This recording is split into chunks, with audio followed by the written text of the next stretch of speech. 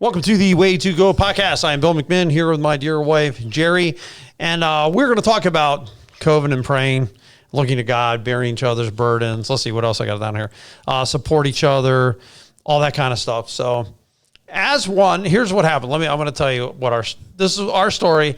We're sticking to it. We went on a road trip 3 weeks ago.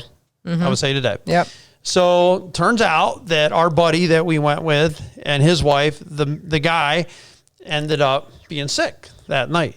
And 3 days later, you had a fever and I had a fever and his wife had a fever. And they both tested positive for COVID.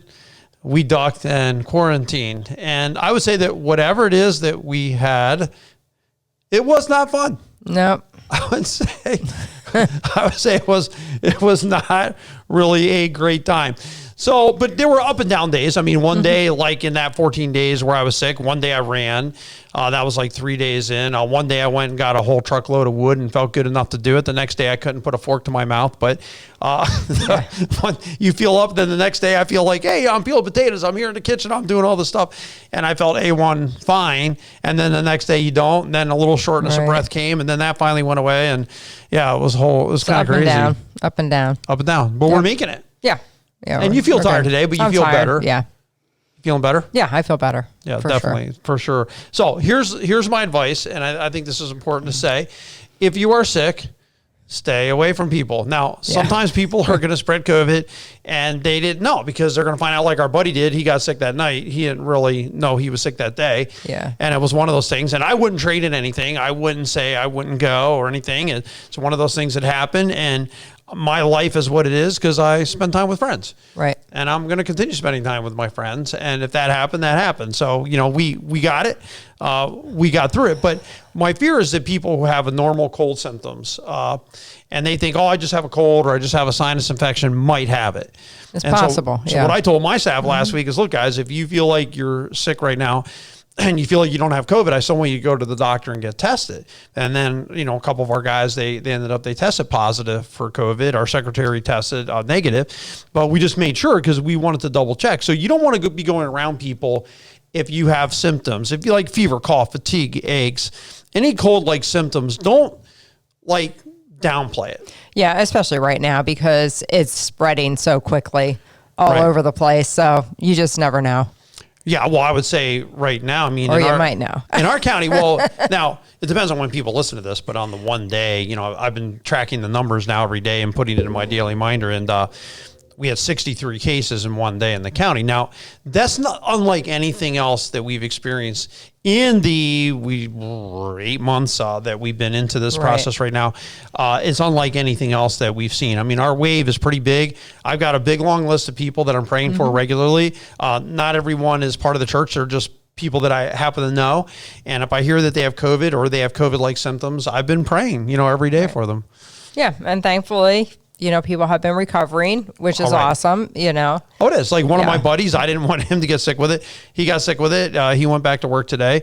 Another one of my buddies went to the hospital for 5 days.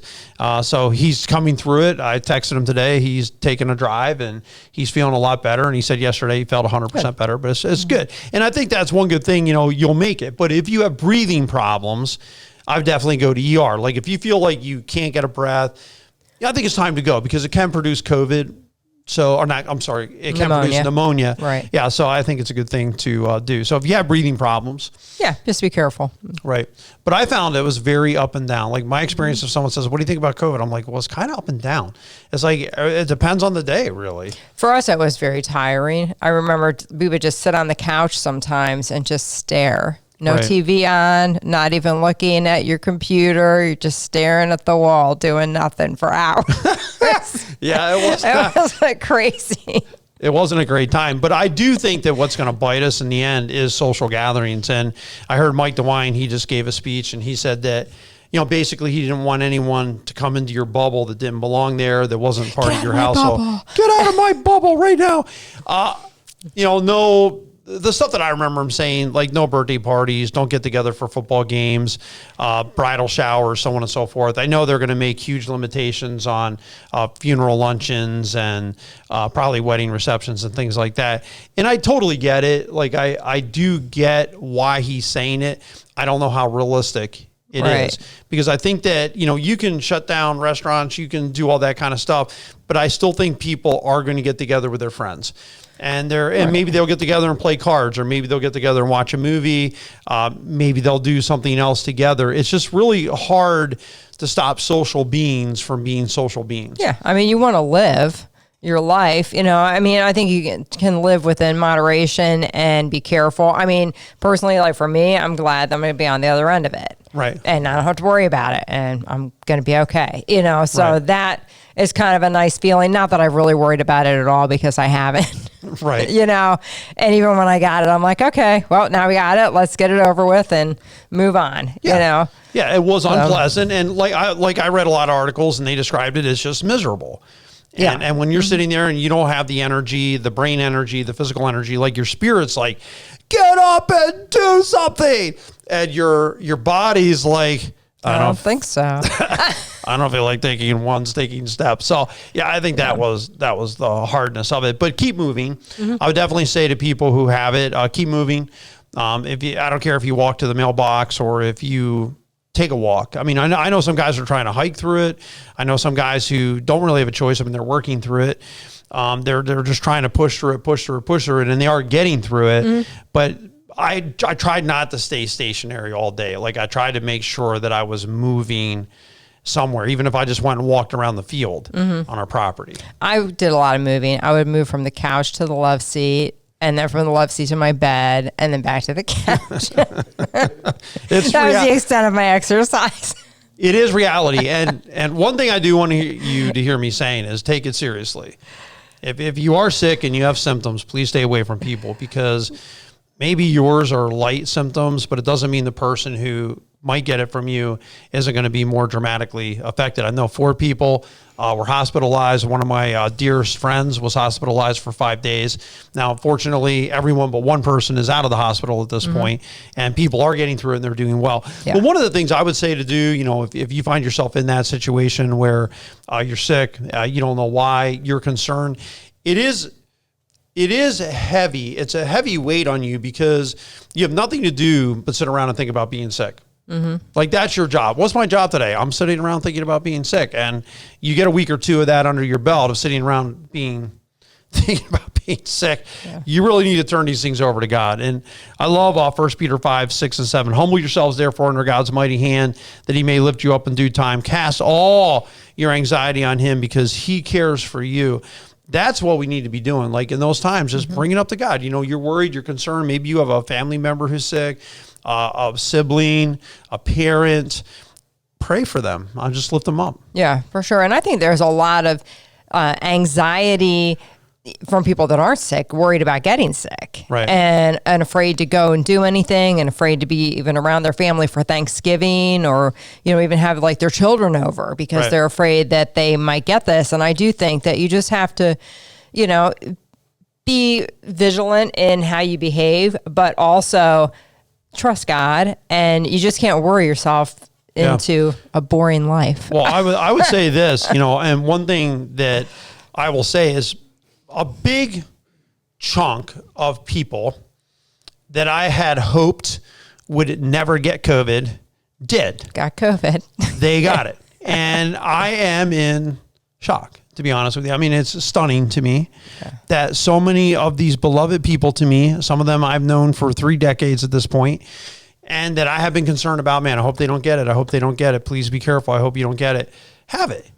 Yeah. And I just have to trust God for these things and say, okay, God, your plan obviously is different than my plan, because my plan was none of these people would ever get sick. They are getting sick. A lot of them are doing fine, and they're getting through it, and they're taking walks every day, and they're plowing through so far. So I think one of the things too, like I think of some of the people that we know of that have gotten it, that have been vigilant about being careful, right, have still gotten it. Right. You know what I mean? So it's a kind of thing where you do your best, and you pray and you trust God, but you play the hand that you're dealt, and Right. you just, bring it to the Lord and do everything that you can to, get through it or help those that are sick, Right. like preparing meals. We have a lot of people right now that are ill, and we're trying to get meals to them and, help out people that are really in need, because when you're sick, man, you don't feel like doing anything. No, it was hard. And there were days like I can't deny it, or, I can't push it away. I mean, there were days where I felt very sick. Like I felt really ill. I don't know that I ever felt that I was going to go to the hospital or that I needed to be in the hospital. I never felt like that. But there were days where I felt like I am truly, truly sick. And it was hard. I mean, there's no doubt about it. I mean, it was a hard thing to go through. So again, take it seriously. If you happen to be elderly and maybe you're having Thanksgiving dinner and you hear little Johnny say, I have a sore throat, or I had a fever last night, or we just have to be diligent and vigilant to pay attention to what's going on around us. And when we hear people talk like that, oh yeah, it's nothing, don't ignore it. I would say at that point, run to the door and go home. I mean, that's really your only option. No, I'm just kidding. I would say at that point, I would stay away. I mean, I would try to avoid contact with that person. So, because a lot of well-meaning I really do think that COVID is going to continue spreading via the social. Sure. The social because that's where gatherings. we're in close contact with people, and we're not worried about it. And it's Thanksgiving. Yeah. And Christmas is coming on its heels. Yeah. And we're going to be shopping. And I don't know. I just feel like this is one of the most social times of the year coming up. I think it's inevitable that this is going to continue to spread. I just think that it is, because it's the way things go with those kind of viruses, and just hunker down, do what you can. Yeah. I talked to one guy, his wife has it. And by the way, I do want to thank everyone that is around me for having such a good attitude. Yeah. Like all the people in my church, I have a list of dozens of people who are sick. They're not all from the church. Some of the people I know from the community, but if I hear that you're sick with COVID, I'm making a list, or even if you have symptoms and haven't been tested, I'm making a list, and I'm definitely praying for you. But one thing that I have not detected yet is a negative attitude. Every single person, no one is complaining to me about it. No one is griping about it. Everyone just, hey, let's get through it, and we're going to be okay. And it's like everyone's attitude is so positive. And I think that really helps me. It's a huge encouragement to me when I know there's nobody pointing fingers or getting all judgmental or getting on your case. No. Everyone's just great it's about everywhere. it. Yeah.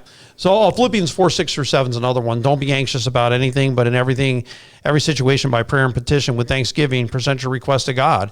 And the peace of God, which transcends all understanding, will guard your hearts and your minds in Christ Jesus. And that's a great thing that you can do. When you feel like you're laid up and there's nothing I can do, don't be anxious about it, because worrying about it only is going to make it worse. Right. Just by prayer and petition with thanksgiving, present your request to God. And those nights when I was awake in the middle of the night and I couldn't sleep, I prayed. You know what I mean? I prayed for you. I prayed for me. I prayed for other people that I knew were sick. I prayed for the church. I just prayed for people, because I felt that would be the best use of my time, and it brings a lot of comfort. Yeah. And like the Bible says here, the peace of God, which transcends all understanding, will guard your hearts and minds in Christ Jesus. And I think we have a lot of anxiety because there's the fear of the unknown. Right. People are fearful that they might get sick. People are fearful when they are sick that something, it could move in a bad direction, So from that perspective, God knows. Right. I mean, he knows what concerns us. He knows what the future holds. And if we just bring our burdens to him, I mean, he wants us to just lay the burdens at his feet and let him bear the weight of it. Right. And I'm happy for all the people that don't have bad results. They say this latest strain isn't as virulent as earlier strains were. So that's a good thing. Mike DeWine said yesterday in a press conference that this is actually our third wave of getting it. And for Ashtabula County, the first two waves didn't affect us. I'm not saying it didn't affect us a lot. Early on, a lot of people that were elderly got it and sick, and we had quite a few deaths. In the last 4 months, we've had 4 deaths. We haven't had a death in 2 months in Ashtabula County. So, which is excellent. I'm glad, and that's super excellent, and I'm very thankful for it. But I'm encouraged by the people that I talk to who have it. They still go out and hunt. they still go out and walk. I mean, they're still going out and hiking. I mean, not everyone can do that, but if you have it at that degree, there were several people on my list. They weren't even symptomatic. They found out because they got sick with something else and they tested them and they found out they were positive. They didn't even know they had COVID. So, I mean, they were asymptomatic totally. So I think bear each other's burdens too. We need to carry each other's burdens in Galatians 6:2. And this way you'll fulfill the law of Christ. And we know the law of Christ, the law of love. And I really think that it was nice when somebody came by and last Friday night and they brought us some soup. And they brought us some chicken salad, and that was really awesome. And yeah, it was nice. Yeah, it was really nice because I didn't feel like cooking. And that chicken salad tasted great. I'll tell you, that soup we had it the next day for lunch, and we had chicken salad for a couple of days. I actually want to go get some more of it. Yeah, it was delicious because it was really, really, really delicious. As much as you can taste, because when you have COVID, one of the things you need to be reminded of is you lose your taste and smell. Yeah, which isn't a bad thing because they say that most of the people that lose their sense of taste and smell will not get the worst parts of COVID. That's encouraging because we're like, what is it, day 19 since we first got sick, I think. Yeah, something like that. And I made my first cup of coffee this morning. Okay, how'd it go? It just tasted okay. I mean, I was like, wow, I might have to give up coffee. I know. I've not been interested. It just tasted like, bleh. I'm going to make a confession here. Peanut M&Ms do not taste good to me right now. No, they just taste like sugar. It's gross. That's my test. That's how I'll know when I'm back to total health, when my taste buds are back, when I can eat a peanut M&M and it actually tastes good. I've had a Snickers bar in the pantry for 18 days and I haven't touched it, and I haven't had a bowl of ice cream. I eat ice cream every day. And I haven't had any since. I know. It's like no desire. There's no, like, I've turned to popsicles. I do like those. I drank coffee every day. I mean, almost religiously. I mean, I would drink coffee. I love the taste of it. I loved having that nice thermos of coffee, and I've lost all interest in it right now. I'm gonna have to turn off my auto ship. I drink tea. Yeah, I'm drinking tea. Yeah, my taste buds are off, but I think I'm getting better. So that's a good thing. Yeah. But you made a meal for somebody on Monday. Yeah. And I appreciate it. And after they ate your meal, they ended up in the hospital. They wound up in the hospital. I pushed them over the edge. So I'm making a meal for another family tomorrow, so watch out. Yeah, exactly. So here's Jeri. She goes to make a meal, and the person writes to them, texts them, whatever, and says, hey, last meal I eat before going to the hospital. So Jeri put them right in the hospital by trying to be nice. So that's right. What are you going to do? You know, what are you going to do? I mean, you did your best. If they wound up in the hospital, it's really... It's ironic I was making a meal for them because I didn't even feel like cooking for us because I was so tired. I know. But you know what? The day you got out of quarantine, you were helping somebody else. Yeah. And I really appreciate it. And again, I think that that's part of bearing burdens. For me, I know Pastor Mark, we've been in contact with people constantly. How are you doing? What's going on? How are you feeling? I have like I said, a list of dozens of people. I'm putting an asterisk as they clear it. So I would say at least 25% of my list has cleared COVID. Yeah, which is excellent. Right. Yep. I mean, I'm getting close to a third. I would say within another week, probably over half my list is going to be cleared. Right. So that's a good thing because people are pulling through and they're getting through it. But I think that part of just bearing each other's burdens is just contacting people to say, hey, how are you? Yeah, checking in. Yeah, checking in. You know, how are you doing? And I think it is a period of time where we want to support each other. And one thing I do love about my church family and my friends, I've had no griping. I haven't had anyone, well, you know, Bill, if, you know, you guys didn't do this, or if this didn't happen, or if you wouldn't have preached that Sunday, because I didn't know I was sick the last time I preached. I ended up getting fever later that day. I had a slight cough. That was it. I still stayed away from people because I just instinctively, like, nah, maybe some fist bumps. I only gave out maybe a couple hugs. I just tried to stay away from people that day just in case, which I'm glad that I did. But there's nobody. I mean, there's just nobody giving us a hard time. I mean, we have a very loving congregation, and I think they're just like, hey, let's get through it. Yep. We're going to do the best that we can. No, I agree. Yeah, so the church will be shut down for a couple of weeks, and that's something that we never like, and it was something that we didn't anticipate. But before, all the time when you hear about COVID, it really wasn't... It wasn't spreading in our county. No, it wasn't really in the county that much, and it certainly wasn't in the church. But now, as we know, that we're just trying to give our people, and we have such a great list of people who they help out in Awana, they help out in children's ministries, they help out with sound ministry, music ministry, and all these places. So many great people help out. And right now, because they're sick, I mean, they can't help out. So we do need kind of another week just to recover.